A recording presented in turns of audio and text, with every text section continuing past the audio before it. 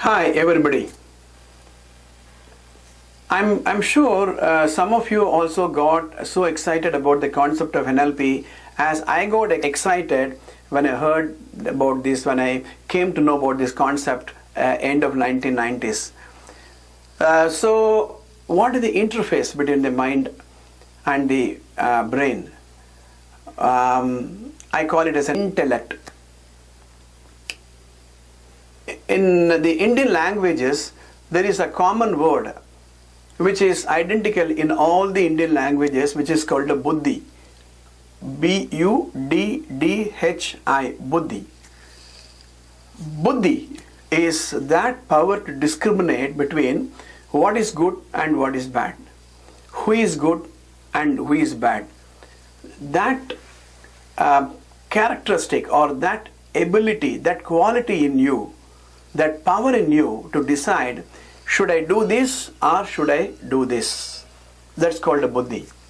Let's say that you go to a departmental stores, there are many things to be purchased, then you applied your intellect to decide whether you wanted this or that. Let's say that you go to a restaurant, there are a lot of food varieties available, you decide should you eat this or eat this. That's called the power of discrimination, which is called intellect. Now, so the intellect tells your mind what to do, and the mind commands the brain, and the brain executes the order through the five senses. I hope you are able to understand this. In one of the Upanishads of India, which is called Kathopanishad, there is a beautiful example which links the brain, the mind, and the buddhi. Imagine that there is a chariot which is being drawn by 5 powerful horses. And imagine that the chariot is being taken on a road from a mountain top down below. And there is a road across the mountain going all the way down. The horses are so powerful, let's say very powerful, fast Arabian horses, and if they decide, they can take the chariot wherever they decide. But the horses are driving the chariot so beautifully well. Then you notice why the horses are so well controlled. Then there is a rein. And the rein, when it is pulled this direction, the horses go this way. And when the rein is pulled in this direction, the horses turn this way. When the reins are controlled completely, the horses come to a stop. So the horses are controlled by the rein. Then who is holding the rein? The charioteer is holding the rein in his hand. The charioteer knows to turn left or to turn right, to go fast or to go slow. This Kathopanishad says, these 5 horses are like, are compared to the 5 senses, Panchendriyas we call it. And the rein is nothing but your mind. The mind has to control your 5 senses. Eat this, don't eat this. Drink it, don't drink it. Hear this, don't hear it. Listen to him, don't listen to him. Right? Feel it, don't feel it. Now that type of a control. And the charioteer is the buddhi. And the charioteer controls which direction to go, whether to start the chariot or not. This is an amazing concept.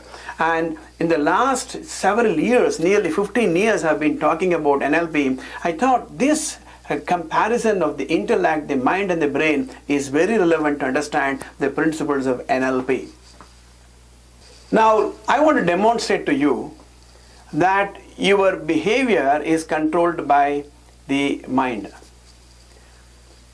We are going to discuss a lot of concepts of NLP. One concept is the ability to visualize, the ability to hear, the ability to feel. We call it as visual, auditory, and kinesthetic.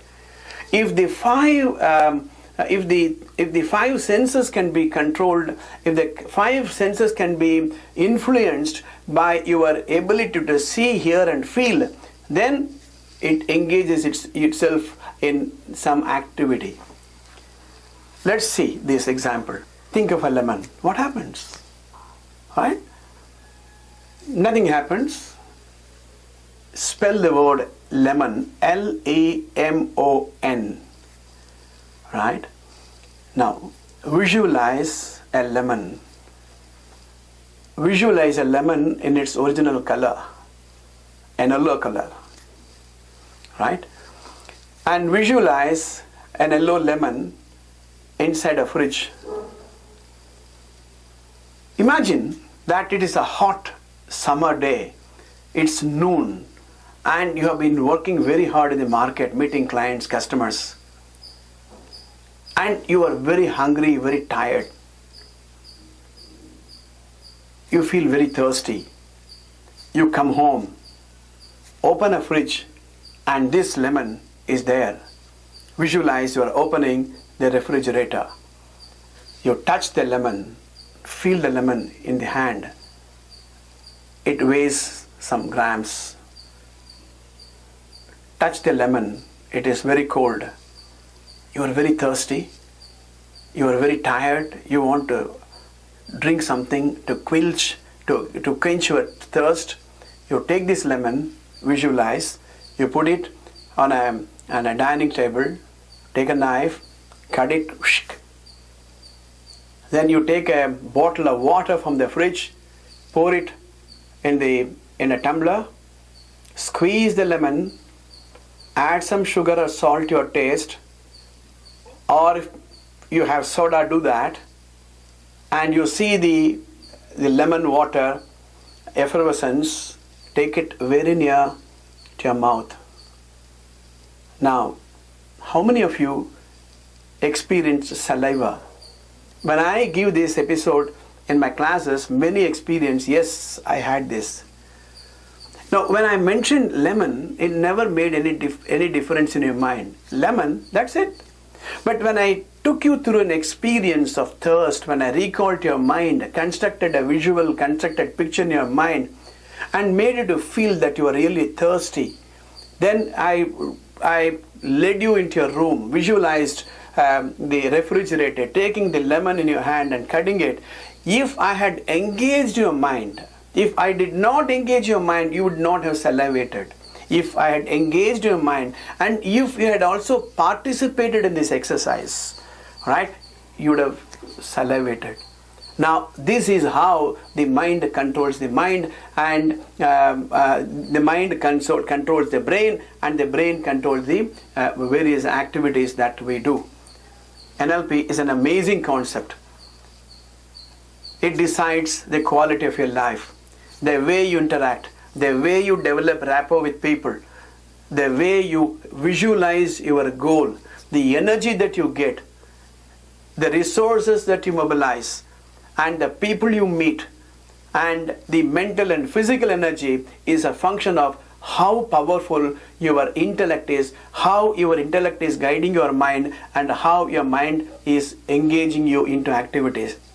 Let me explain once again. You cannot be manipulated. You cannot be forced and coerced to do certain activities against your will. You have an intellect. We're going to discuss in the episodes to follow the various parameters, the various interconnections between the mind and the brain. I promise you, I make a difference in your life. See you in my next episode.